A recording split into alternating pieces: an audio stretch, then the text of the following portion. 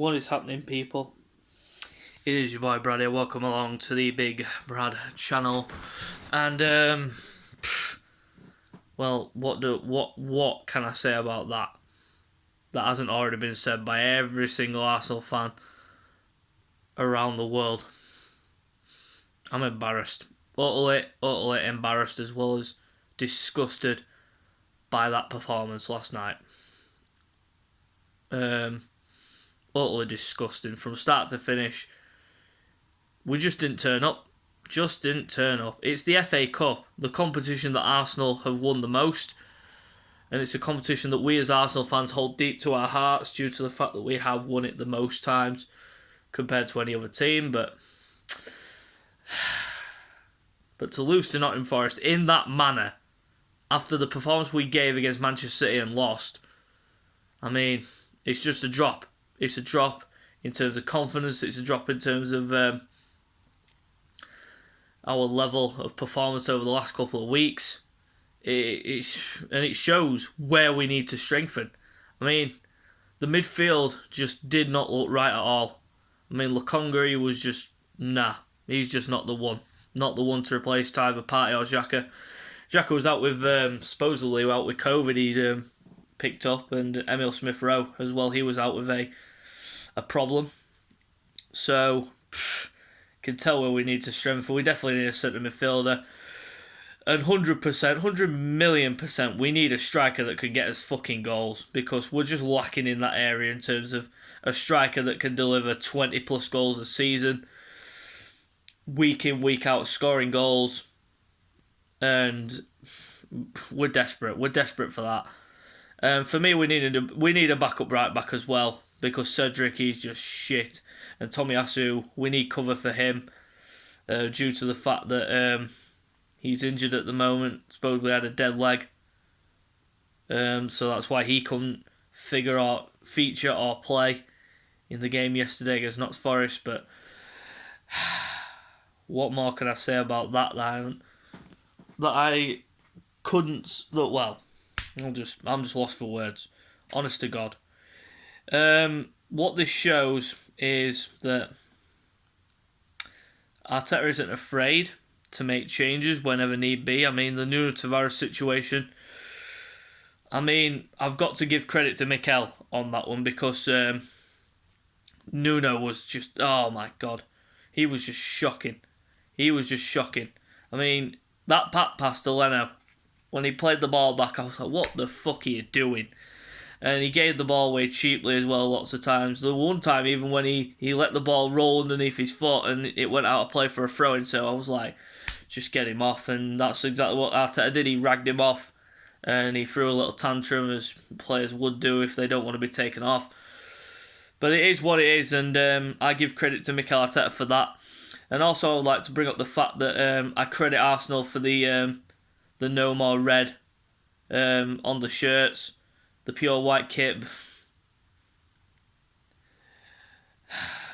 I give credit for that, but it looked like we were playing as a glorified Tottenham. We look like a glorified Tottenham. And, yeah, to be fair, we roll on to the next game. And it's against a team where we haven't had much luck. And particularly the fact that they got the first leg called off due to COVID issues, but yet they could play against Shrewsbury Town on Saturday. It just makes no sense to me. On Sunday, yesterday even, makes no sense to me. Absolutely doesn't make any sense to me at all. But it is what it is, and we roll on with the times, so we just got to get on with it, haven't we? So let's get into the player ratings. Starting in goal, Bernd Leno. One of the players that can actually look up and actually say, well, I did nothing wrong. And he couldn't do anything about the goal. I mean, he could have done a bit better. His positioning-wise was good, but the ball was just travelling past him before he could even react. But maybe he could have done a bit better, but I'm not going to blame him on the goal. But the save that he made from the free kick, I mean, that was just superb. And there have been calls for Leno to go, and we need to get a new backup keeper. For me, that is the case, because Leno even himself said he needs first team football to get back into the Germany side, but he's not going to get in ahead of Neuer or Ter Stegen anytime soon. So I don't know what he's complaining about, to be fair. He gets picked for Germany, but he never gets played. The only thing is, he's not going to get in ahead of Ter Stegen or Neuer at this present time. So, but for his performance yesterday, I'll give him a 7. Right back Cedric Suarez, just get rid. Just get him out of the club. Simple as that. We need to clear out some of these names that are just not good enough, and Cedric is one of those, and unfortunately he is our backup for Tomiyasu, and that's just bad. That's just bad. Performance wise, just lacked anything in terms of crossing, didn't produce anything in terms of defensive wise, and he was at fault for the goal. Lost his man, tried getting back in but was too slow. We need a new right back. Cedric gets a 2 for me, just didn't turn up. Ben White, shocking performance. I mean, gave the ball away a lot and just didn't look like the £50 million man that we'd supposedly bought. But everyone keeps bringing up the fact that he cost 50 million, and it's just getting old now. And yeah, Ben White's performance just not good enough. He gets a 3. Holding, again, another one that needs to get out the door. And why have we got Rob Holding when there's William Saliba out on loan, tearing it up in the French League? He even got named in the Team of the Year, for goodness sake. He got named in the Team of the Year for the French League. But we're leaving him out there on loan. Ridiculous. And Rob Holding still gets in. And he was the captain as well last night, which he needs to go. He needs to go. It's just not good enough. I'll give him a 3. Nuno Tavares gets a 2. No, actually, I'm dropping it down. I'm going to go for a 1. Shocking performance right up until he got bought off. But like I said, I credit Mikel Arteta for standing up and being authority and dragging him off, because he was shocking. It was just all round, it was just an awful performance. 1. Going to the midfield position, starting off with Charlie Patino. First game, didn't really put a foot wrong in the midfield area. There were a few good moments, but just didn't get the ball enough. He gets I'll give him a 5 at best. Albert Samuel Conga, I mean, the referee, it was a handball. I mean, yeah, he's standing a couple of yards away, but it's still a handball. It's hit his hand. It's classed as a handball.